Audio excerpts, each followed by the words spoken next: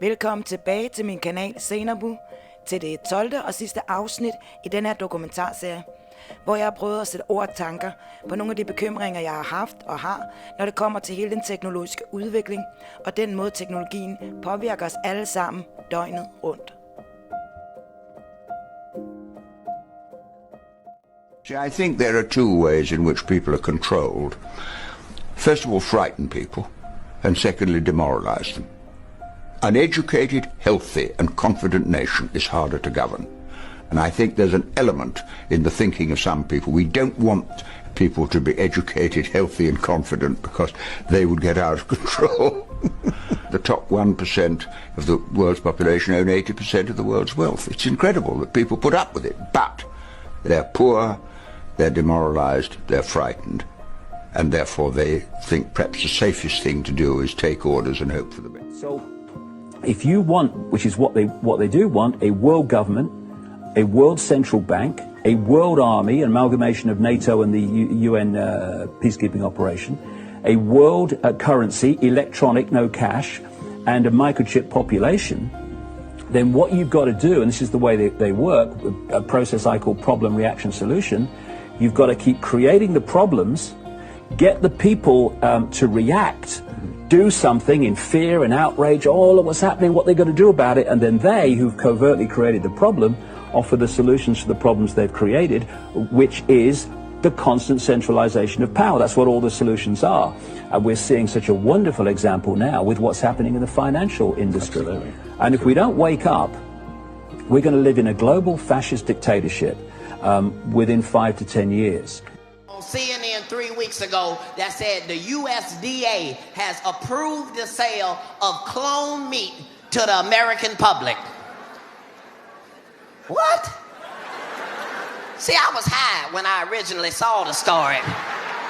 So I waited all the way till I came down to re-look at the story, and it still fucking said the USDA has approved the sale of clone meat to the American public. Ain't that about a god? You raggedy motherfuckers would feed. You gonna feed? We saw the movie Multiplicity. We know what the fuck clone mean, motherfucker. It mean retarded. You gonna feed us the retarded ass clone cow meat now? And I thought niggas was gonna tear up the streets and riot and shit, and nothing fucking happened. These motherfuckers, you gonna feed America the clone? Ain't it motherfuckers starving in other countries that we could have gave the goddamn retarded clone meat to first to see if that was gonna work out? If you don't read the newspaper, you're uninformed. If you do read it, you're misinformed. So what do you do? That's a great question. What is the long-term effect of too much information? One of the effects is the need to be first, not even to be true anymore. So what a responsibility you all have. To tell the truth, not just to be first, but to tell the truth. We live in a society now where it's just first. Who cares? Get it out there. We don't care who it hurts. We don't care who we destroy. We don't care if it's true. Just say it. Sell it. Anything you practice, you'll get good at. Including BS.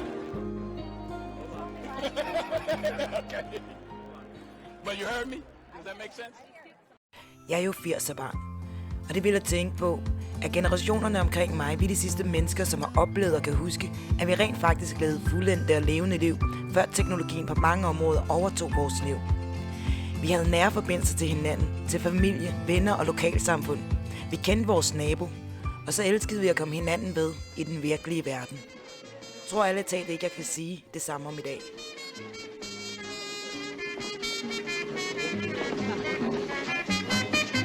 Ja, ja, ja. Oui, oui, oui. Si, si, si.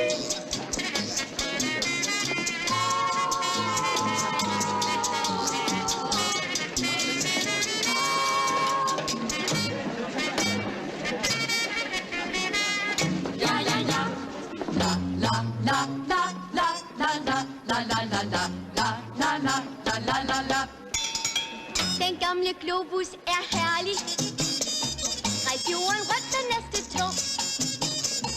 Alverden ser du, men særlig har du forlært en del om sprog. Oui, oui, oui. Det siger de franske piger. Si, si, si. Det siger piger, de spanske piger, alle hjerter i verden er der et ønske i om at sige ja, ja, ja. Yes, oh yes. Siger amerikanske piger, Hej, hej, hej. det siger japanske piger, argentiner piger, filipiner piger og berliner piger siger ja, ja, ja. Man må sige, det er gået lynstærkt, og i virkeligheden på mange områder måske lidt for stærkt. Det her handler for mig ikke om at være for eller imod teknologien. Der er jo mange gode og positive ting, som teknologien og den digitale verden har givet os mennesker. Og jeg pointerer det lige igen. Vi kan få masser af gavn af teknologien, selvfølgelig kan vi det. Men hvilken mental tilstand er vi i, når de her teknologier introduceres for os? Hvilken mental tilstand er vi i, når vi anvender de her teknologier? Og ikke mindst, hvem styrer og sidder bag alle de her ekstremt manipulerende og desorienterende mekanismer? Og hvad er egentlig deres vision for fremtiden og for verden? Det lidt farlige er, at vi meget nemt kan op med at støtte ideologier, teknokrater eller kapitalister, så vi på ingen måde kan stå indenfor. For eksempel som fortalerne for undertrykkelsen af uigurerne i Kina. I Kina bruger de blandt andet genkendelsessoftware, som jeg talte om tidligere, til at styre og diktere de uigurer, som sidder fængslet i et af deres store overvågningsfængsler, hvor de bliver udsat for rimelig grusomme ting. Ganske enkelt, fordi det har en forkert trosretning, ifølge CCP, det kommunistiske lederskab i Kina. Vicky Xu, you are from ASPI. You're the lead author of this new paper looking at what's happened to the estimated 1 million Uyghurs and other ethnic minorities that have been held in detention centres in the Xinjiang province. What have you found? We found that since 2018, 2019, some of them are being released, and some, residents in Xinjiang are being rounded up, and they're sent out to other provinces in China, spread across the country, and they're working in factories that are in the supply chains of a number of, very famous global brands that we wear every day: Nike, Adidas, Apple. By your reckoning, something like 80,000 or at least 80,000 people who were in these detention centres have been effectively used as forced labour. We're talking about Nike, BMW, Gap, Huawei, Samsung, Sony and Volkswagen. What's the purpose there? The 80,000 number, first of all, is a very conservative estimate. It's basically based on Chinese state media reporting. And the purpose to transfer these ethnic minorities out is basically to forcibly strip them of their very unique identity and culture, at these factories. Uyghurs being an ethnic minority, Muslim minority. Yeah, it's basically to strip the Uyghurs, this Turkic Muslim minority, of their very unique identity and culture. Some companies are directly using Uyghur labor to manufacture their product. And other companies, in a long, complicated supply chain, it might be second tier or third tier, there is Uyghur labor. And they might not know. Well, it's so organised, it's actually called, you've discovered, Xinjiang Aid, where workers are being traded by private brokers. That sounds very much like modern slavery. Well, companies who engage Uyghur workers under these coercive labor transfers could be in breach of modern slavery laws in different countries. They have different versions of that.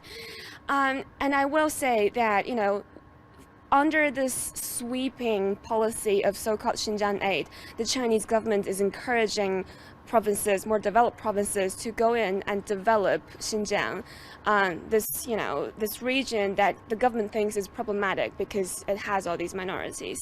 Well, how do you actually know this is happening? Basically, every piece of information we were able to find for this report was open source research. So they're all just out in the open on the internet, state media, reports, government documents, they're all downloadable. In one instance, Vicky, you have an advertisement from the Tsingtao Dusai Decoration Company, which claims to have government-sponsored Uyghurs workers from Xinjiang to supply for other provinces. I mean, that was publicly available, was it? All these ads are publicly available, and a lot of them started to pop up around 2019. And this specific ad said, they can offer hundreds of workers to all across China. And in another ad, they advertised for workers aged 16 to 18. And then they said, companies can place orders, a minimum 100 people. And once you place an order, the workers can be delivered within 7 to 15 days. And if you think about that, that couldn't possibly be voluntary. So what conditions are they kept in? We can't determine that all 80,000 workers are transferred against their will. But in the cases where we could find enough information available, we see workers, every 50 of them are watched by one minder. They're surveilled online and in person. They have to attend these Mandarin studies after work and political indoctrination sessions. And these factories have barbed wire fences, watchtowers. The one with the factory with barbed wire fences, now they're making Nike sneakers. They're making Nike sneakers. Now, you just describe this. It's not just barbed wire fences, you claim. It's watchtowers, police guard boxes? Yes. So the one factory, Qingdao Taekwon factory, that is one of the largest manufacturers of Nike sneakers. They have barbed wire fences, a police guard box that was built in 2017 since the newest crackdown started on the Uyghur people. At this factory, Uyghur workers attend a night school where they're offered Mandarin classes and political indoctrination, and they have to sing the Chinese national anthem. Vicky Xu, your report also reveals that a company that's been contracted to build Victoria's high-capacity trains has a connection to Uyghur labour? So we found that in July 2019, Uyghur workers were moved, dozens of them were moved from Xinjiang to this Chinese company called KTK Group, whose customer include Chinese state-owned company CRRC, who is currently in a $2 billion contract building Melbourne's high-capacity trains. Chinese state media says participation in these labour transfer programs is voluntary. Can you prove otherwise? Yes, we can. In one of our case studies for this research, we could prove that one company, Haoyuanpeng, this Chinese company, transferred 63 Uyghur workers from Xinjiang to Anhui province. And state media reported that they were transferred from a particular school in Jiashi County. And we were able to determine by satellite imagery analysis that this so-called school has been functioning as a detention camp since 2017. Now, your report says this is the next phase in social re-engineering. What do you mean by that? We've been following this for a long time, but in the past year or so, we haven't heard many new cases of detention, but we did hear a lot of new cases of release. So we wonder, where have these people go? And then we found that a lot of people have been transferred out and spread out across the country. And if you think about that, that is the so-called re-education campaign in Xinjiang being spread out across the country and, having implications for global companies and consumers. Well, what of those big brands? What are you saying about them in this report, and what are you recommending? We're recommending that they do thorough audits on their supply chain, and we believe some of them might, we're just getting emails back from them and they seem like they genuinely don't know who their contractors are subcontracting to. That's possible, so we do hope that they conduct immediate audit, and in this process they can make sure that the Uyghur workers are not put in further harm.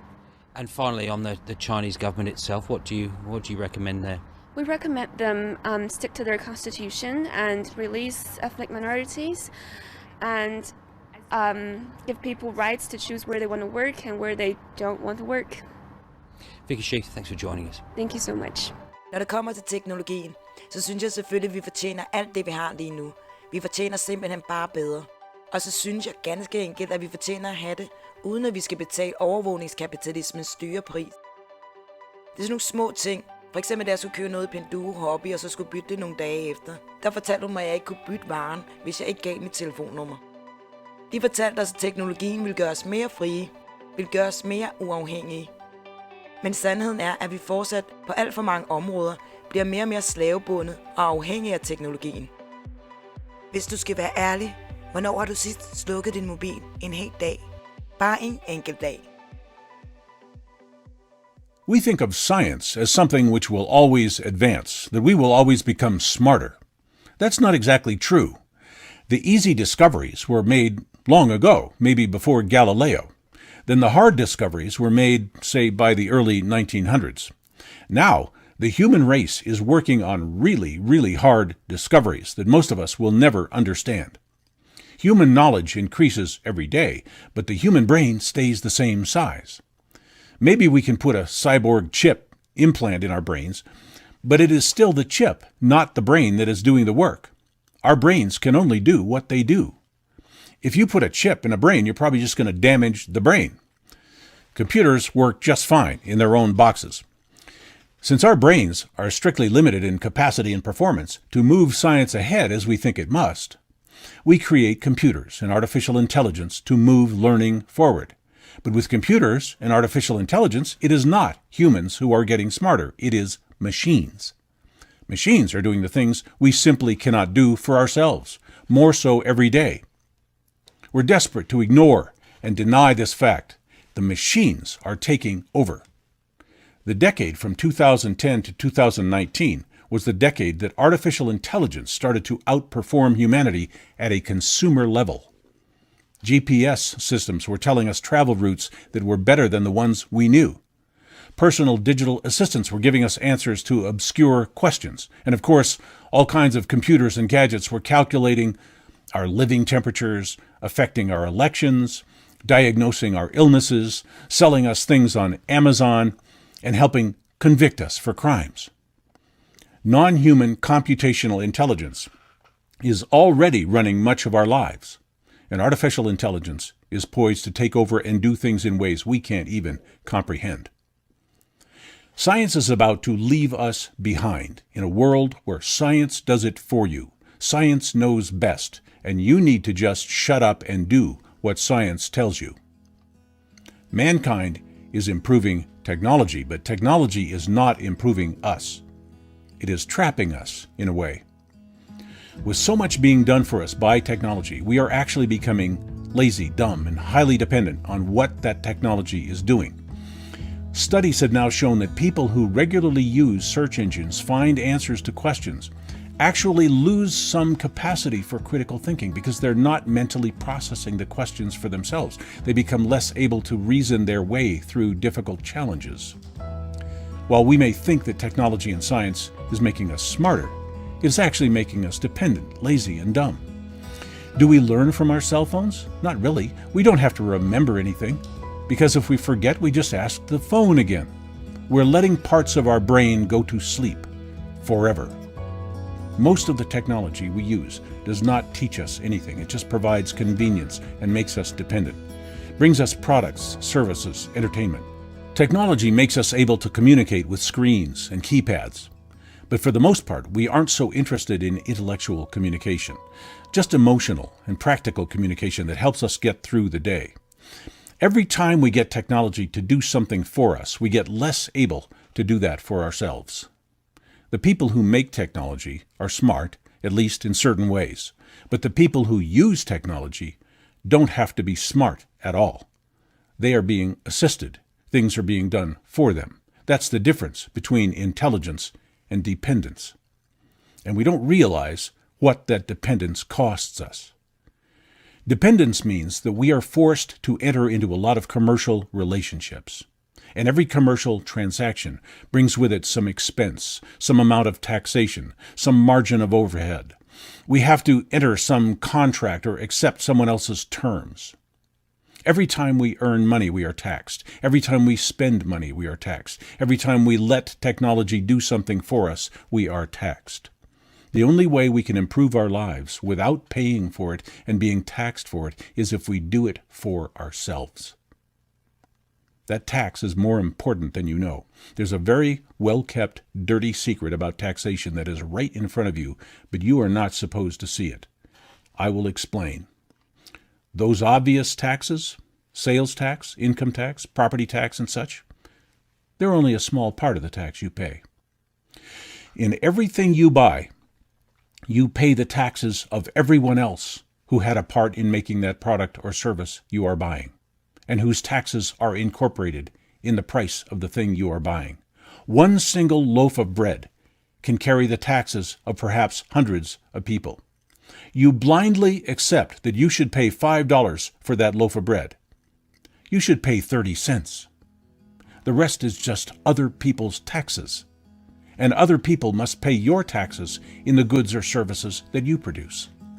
Our system of taxation forces us to pay each other's tax over and over again to the point where taxation is most of what you are paying for whenever you pay for anything.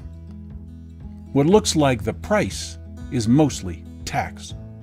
And every tax, every markup is part of your time, labor, savings, your future disappearing. We do have incredible technology and automation.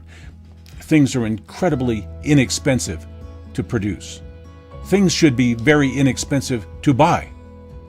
But taxation and overcharging has filled the gap.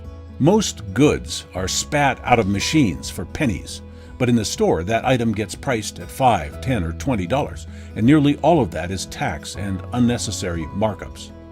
One reason we never noticed this is that as automation made things cheaper, they were able to sneak a lot of taxation in along the way. If we were used to paying $10 for something, why sell it for $1? Automation and technology has saved trillions of dollars, but someone else kept the difference. The pricing of goods is not based on the cost of manufacturing. It is based on how much people are willing to pay. If people are not educated in economics, technology, and manufacturing, they have no idea what to pay. Your school, your public education failed you terribly in this way, and that is what they wanted. You were educated to be a worker and a consumer, not a thinker. Most of us have never been educated in what it really costs to manufacture, transport, market, and retail the goods and services we consume every day. So we pay whatever we are told it costs. So how much of our earnings is wasted on unnecessary markups, taxation, and price inflation? So markups and taxes and the big gorilla printing of new currency to pay for interest on public debt, these things all cause inflation, reduce your buying power, and make it harder and harder for you to pay off debt, save, invest, and accrue assets and property. Harder every day. Every time you engage in a taxable event, every time you handle taxable currency, you are taken down on the financial scale. You are financially depleted to a state of permanent debt and servitude. Our dependence on science, technology, and taxable commerce is a shower of revenue for central bankers, government, and the larger corporations which are protected in their monopolies and subsidies. Our political system is carefully and deceptively structured to make one side think that government is the culprit, and the other side to think that corporations are the culprit. They are both right. All massive central institutions are the enemy. Their enemy is the individual, the independent and self-sufficient individual that does not need their technology, their products, their services, that wandering livestock that does not feed at the trough of centralized power. The system is designed to make you dependent on all kinds of technology and commerce that keeps you paying and paying and paying. This clearly explains why these days rich are getting so much richer and the rest of us are falling into debt. It is this system of invisibly compounded taxation, currency debasement, and overcharging whenever they can get away with it. Everything is rigged to keep you poor, to keep you working, and enrich those who centrally control the system and who produce nothing themselves. The financiers, the bureaucrats, the bankers, the elected officials. Or worse yet, they're producing weapons and new ways to spy on and enforce against the public.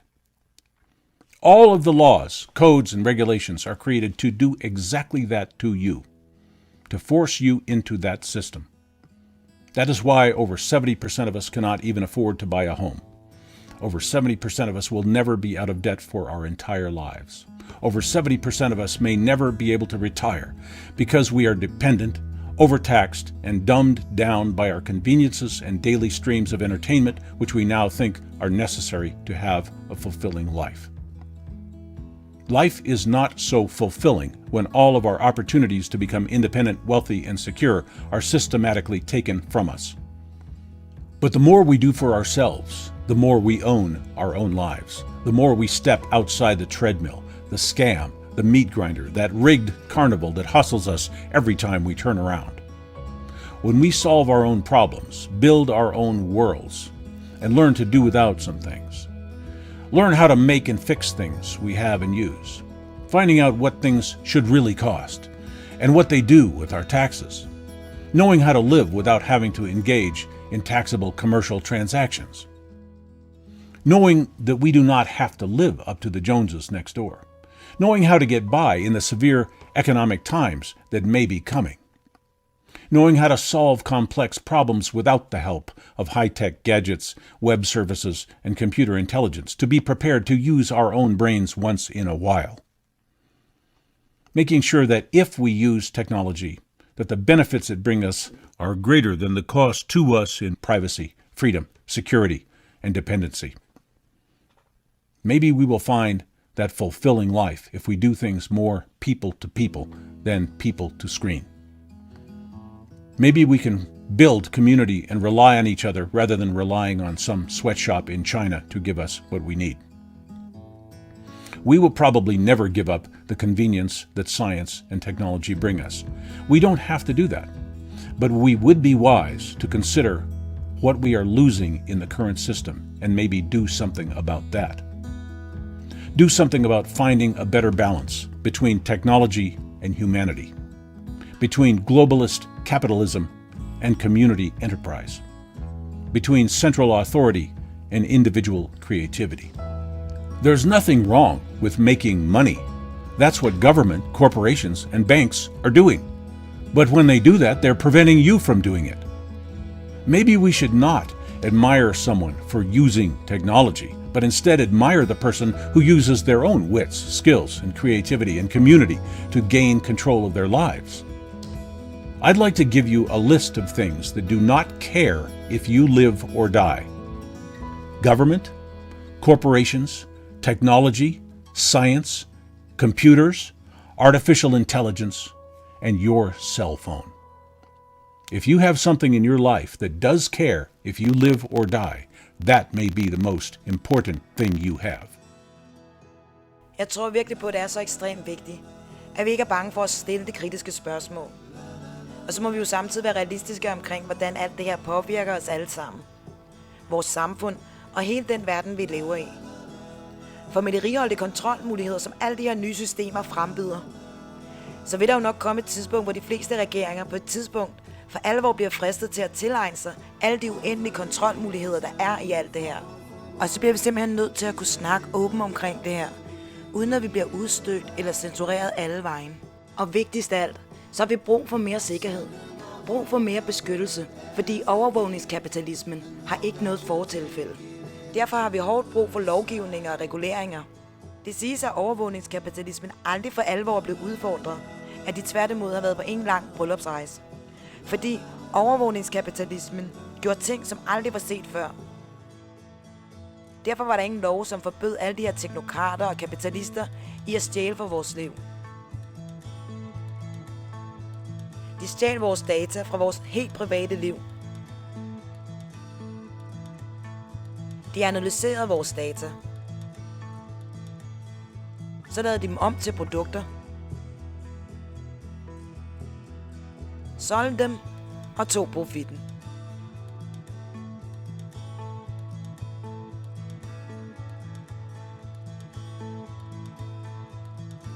In the future, your DNA will be your data.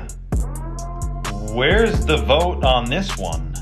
Tomorrow is full of opportunity. HSBC, one of the biggest banks in the world. Opportunity for who? I don't think the opportunity for my DNA to be my data will be an opportunity for me. This is just giving me the vibes of one world dictatorship where your DNA is in a big computer database and you're tracked and monitored and surveilled at all times. Which I know a lot of conspiracy theorists have been talking about lately. But isn't this kind of telling you what their plans are? I mean, that's a bank connected to all banks. It's one of the biggest bigwigs out there. And they're telling you your DNA is going to be your data.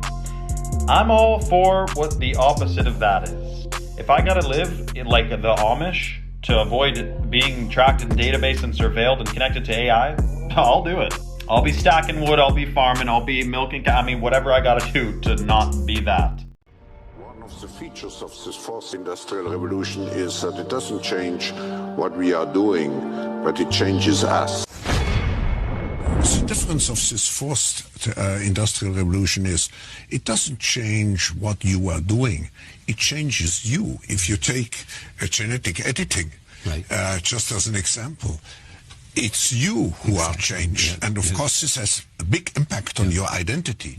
Editing your genes? Cool, I'll explain that later. But first, why do so many people consider this guy, Klaus Schwab, to be the most dangerous man in the world? Well, there's some reasons. A lot of them. You might remember Klaus Schwab as the puddle of liquefied feces who said, by 2030, you'll own nothing and be happy about it. Translated, that probably means by 2030, he'll own everything and he'll be happy about it. But how does he expect you to own nothing and be happy about it? Oh, he's got a plan. Now, I'll tell you about it in a minute. But before I do, a little bit about Klaus Schwab. He's the author of COVID-19, The Great Reset. What a grand opportunity indeed. Oh, and his book was published on July 9th, 2020. Wonder how he got it written and published that fast.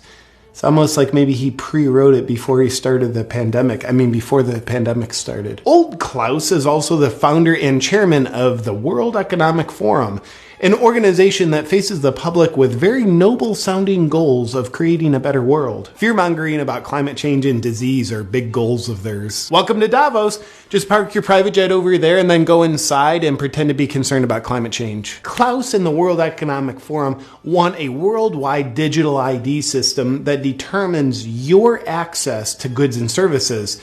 It would monitor your online behavior, purchases, and biometrics. It kind of seems like he just wants to do away with the whole democratic process and give all the power to the state and whoever runs the state, the deep state.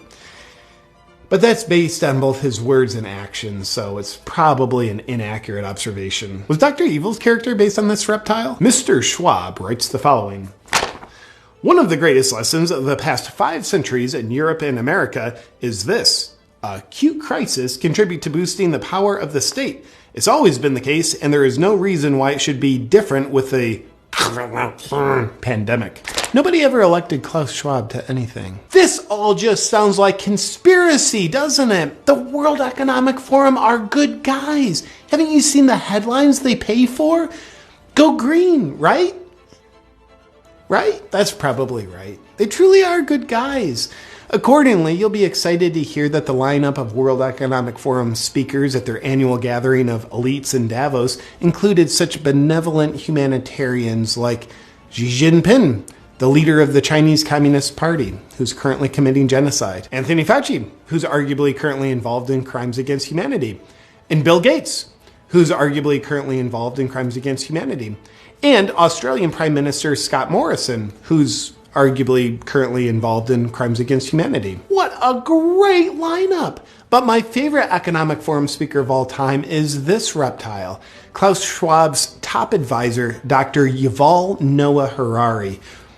Let's see what he has to say. Data might enable human elites to do something even more radical than just build digital dictatorships. By hacking organisms, elites may gain the power to re-engineer the future of life itself. Because once you can hack something, you can usually also engineer it. Elites hacking organisms and re-engineering life itself? Well, he's not talking about doing that to people, is he? Now, in the past, many tyrants and governments wanted to do it, but nobody understood biology well enough, and nobody had enough computing power and data to hack millions of people. Neither the Gestapo nor the KGB could do it. But soon, at least some corporations and governments will be able to systematically hack all the people. Well, I guess he was talking about doing that to people. All people, to be specific. And if indeed we succeed in hacking and engineering life, this will be not just the greatest revolution in the history of humanity. This will be the greatest revolution in biology since the very beginning of life 4 billion years ago. For 4 billion years, nothing fundamental changed. Not playing God, are you? Because that usually works out super well. Science is replacing evolution by natural selection with evolution by intelligent design. Not the intelligent design of some God above the clouds. Oh, you are playing God. Say more. Evolution by natural selection with evolution by intelligent design. Not the intelligent design of some God above the clouds, but our intelligent design and the intelligent design of our clouds. The IBM cloud, the Microsoft cloud, these are the new driving forces of evolution. Gosh, you wouldn't by chance have a plan in place on how to control people with your cloud technology, would you? And that plan isn't by chance already being implemented, is it? Today, we have the technology to hack human beings on a massive scale. Oh, so you could implement it. In this time of crisis, you have to follow science. It's often said that you should never allow a good crisis to go to waste. Sounds familiar.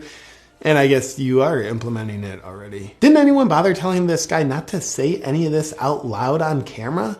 It's a lot of evidence. Surveillance. People could look back in 100 years and identify the coronavirus epidemic as the moment when a new regime of surveillance took over, especially surveillance under the skin. My brain, my body, my life, does it belong to me or to some corporation or to the government or perhaps to the human collective? This guy's revealing the whole plan. He's going to ruin it. The World Economic Forum, out for the good of humanity.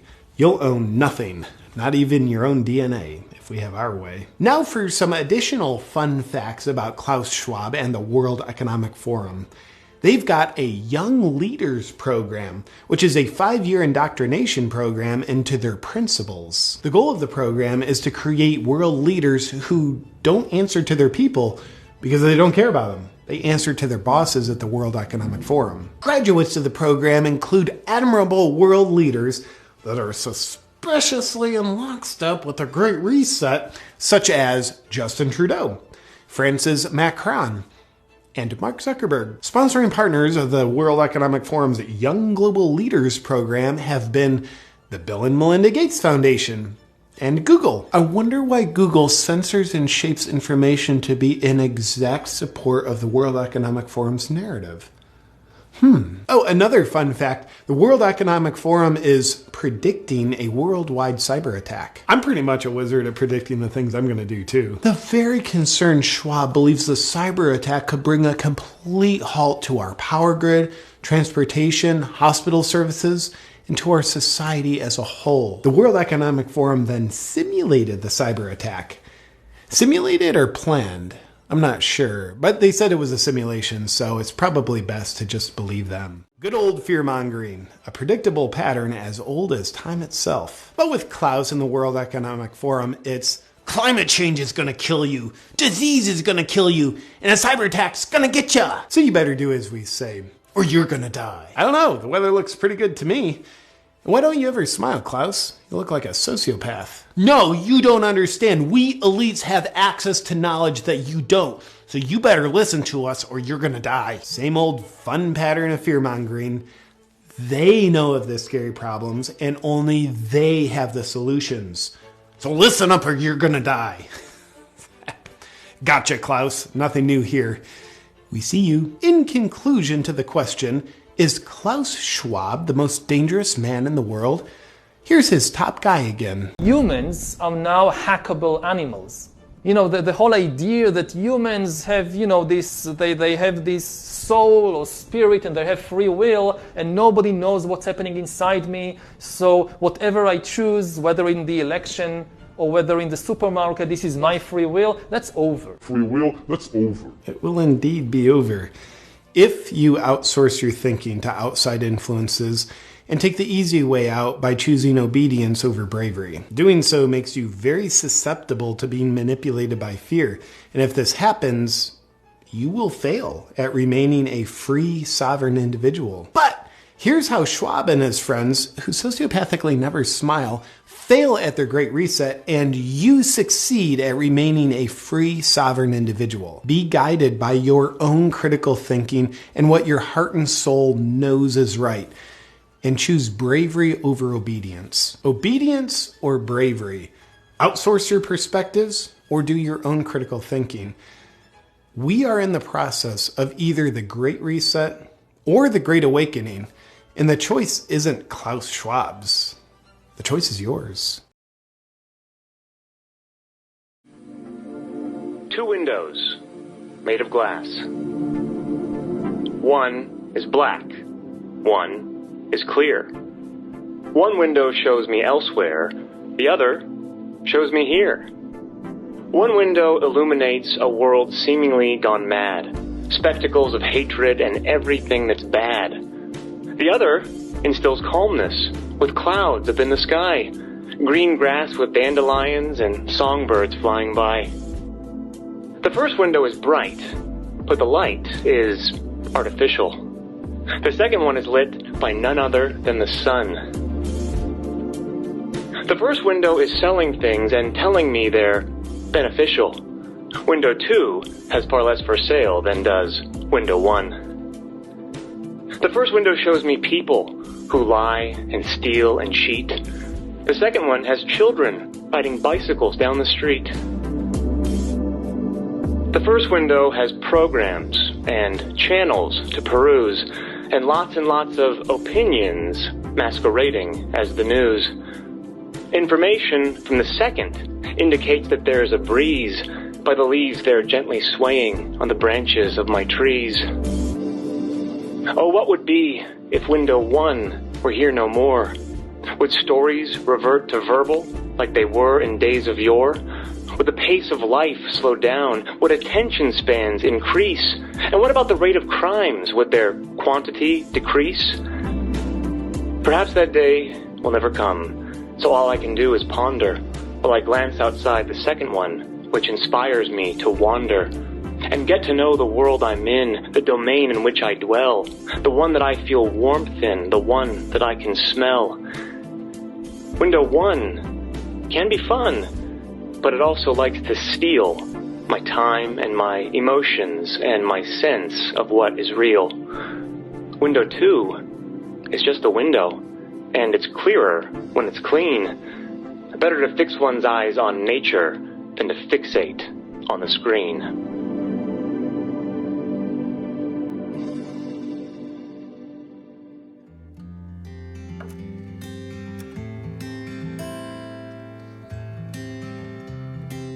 YouTube solgte os på, at vi ville slippe for tv-reklamer. Facebook solgte os på, at de ville bringe folk i hele verden tættere på hinanden. Politikerne solgte os på en illusion om frihed og demokrati. Og vores forældre fortalte os, at verden nok skulle blive et bedre sted en dag.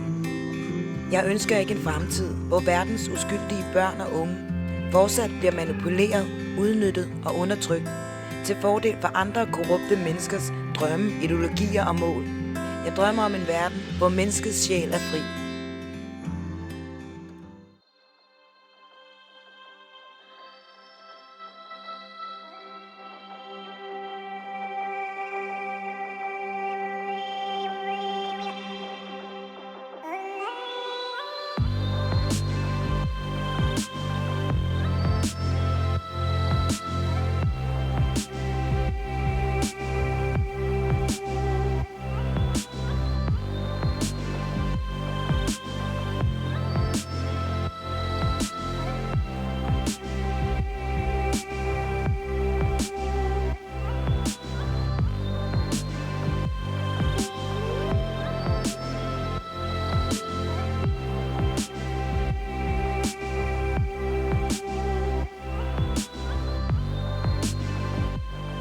Min største bekymring er nok, at vi i større og større grad bliver styret af teknokratiske eksperter, der udnytter og misbruger vores tillid til fordel for deres personlige agenda. Min holdning er jo den: ingen i denne verden har ret til at diktere over dig, din krop eller dit liv.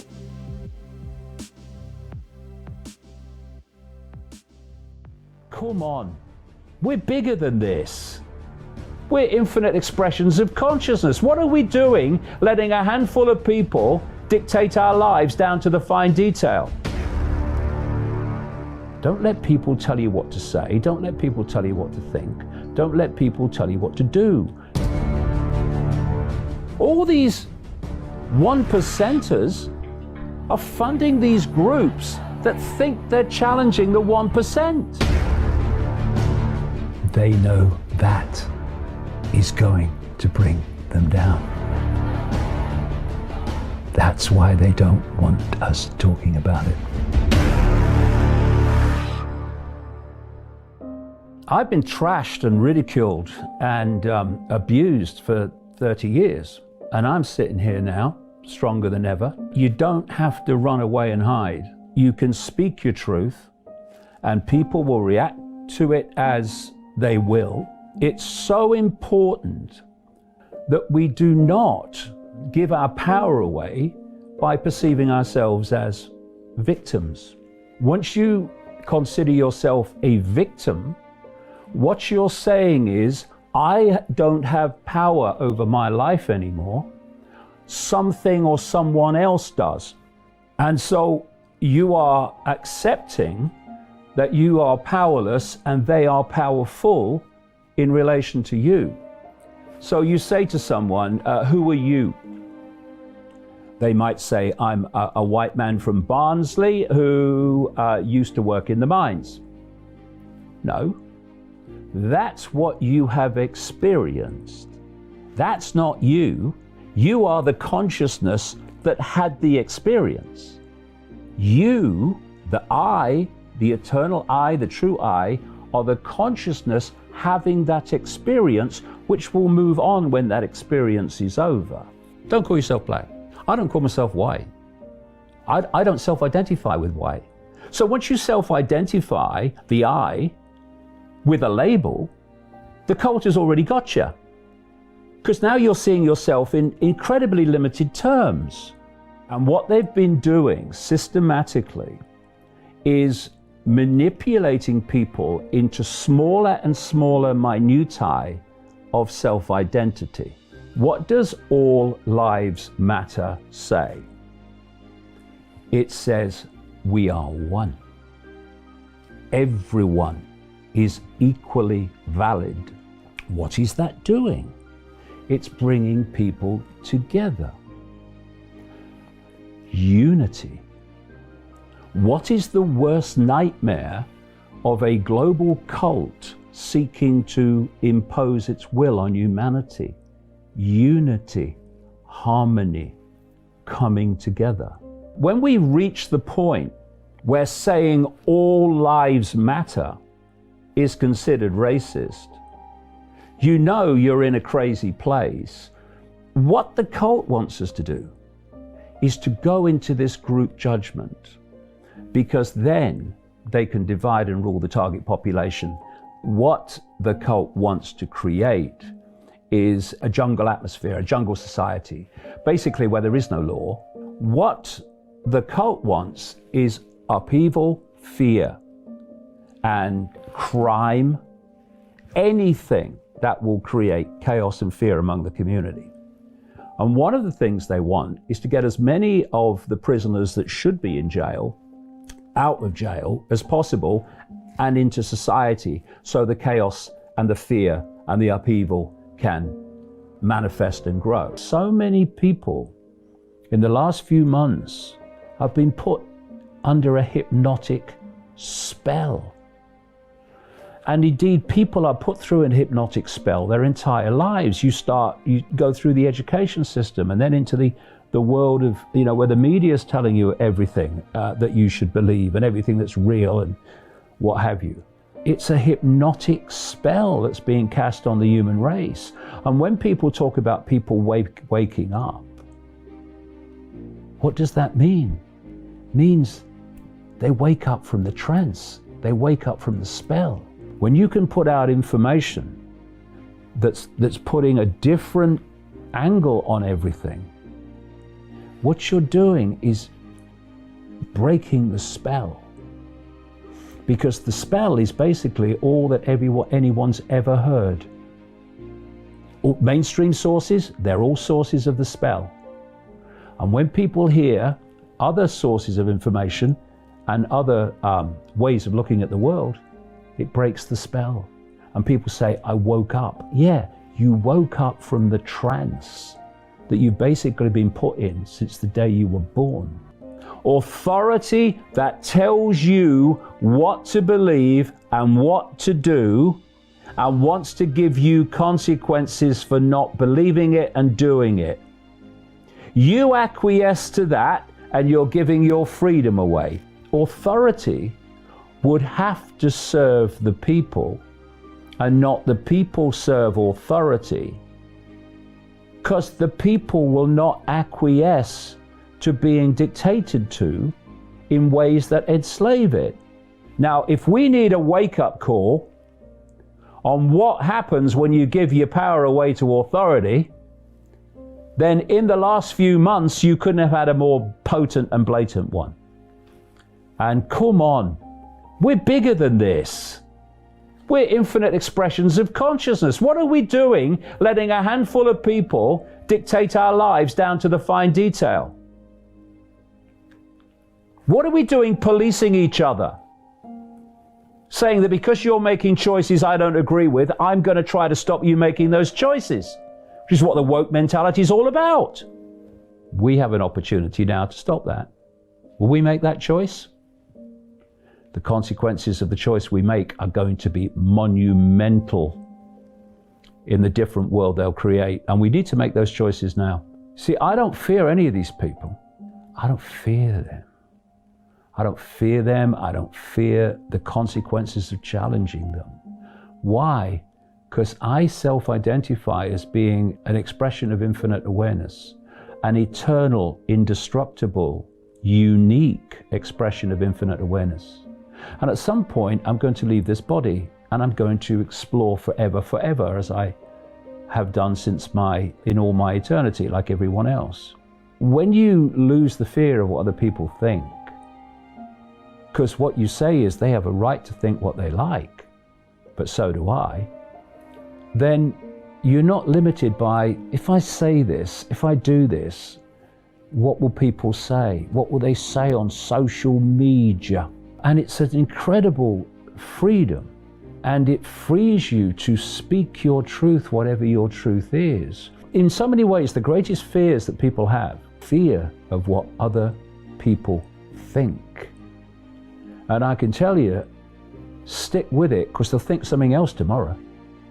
And if you are censoring yourself by what you fear they will think today, they won't be thinking something else about you tomorrow, because you wouldn't have said here what is shown to be credible there. Speak your truth. If people around you cannot respect your right to speak your truth, then what are they doing around you? Go and find another circle of people who will respect your right to be you. Don't try to persuade people and win them round when they just don't want to know. Just go and find some people that you can talk to that will respect you. Because what are you doing with people who don't have the respect for your right to your unique opinion? What are you doing with them? Go and find some other people. There's lots now, especially now. Go and find them, Don't let people tell you what to say. Don't let people tell you what to think. Don't let people tell you what to do. You decide if you think that's valid, and if you think it is, then say it, do it, write it. But don't do it just because someone else tells you. That's how we got into this mess. It ain't the way we're going to get out of it. There's always a way. We are infinite awareness living within an infinite field of all possibility. There's always a way. And in every cloud, there's always a silver lining. It's fear that freezes people into inaction. Go for it. The one thing that is for sure is if you don't speak your truth, then the official narrative will go on being unchallenged and will go on in the direction we've been in. Time to speak your truth. What's the worst that can happen? What's the worst that can happen?